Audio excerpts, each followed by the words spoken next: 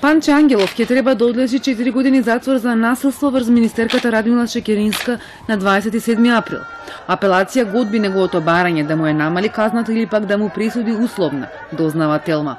Повисокиот суд ја потврдил првостепената пресуда од 4 години затвор, која Ангелов ја оцени како превисока, бидејќи како што рече, само ја повлекол за коса Шекеринска и не и нанел тешки повреди. Во меѓувреме во Скопското обвинителство се води уште една истрага за напад на Шекеринска.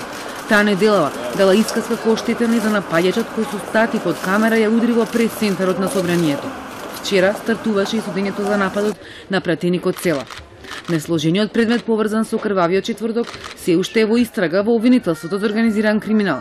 35 мина се осомничени за терористичко загрозување на уставниот поредок и безбедност.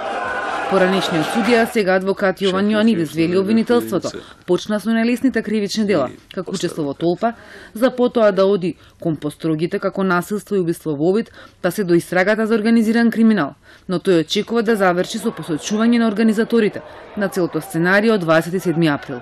Очекувам да се покране на крај финална истрага за организаторите на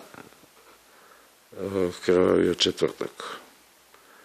Кои се организатори, како е организирано, тоа би требало да знаат државните органи, полицијата и јавното обвинителство, за да дојде до комплетно расчистување на тој настан.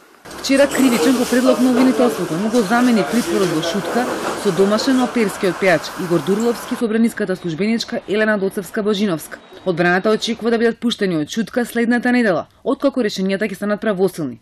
Од слобода ќе се брани пратеничката Жаклина Пешевска. Незините колеги и другите осомничени остануваат со старите мерки. Од ВМРО ДПМН сметаат дека Дурловски и Божиновска непотребно ќе се држат во куќен притвор. Го обвинија судот и правосудните органи дека се продолжена рака на СДСМ и дека ја злоупотребуваат мерката притвор.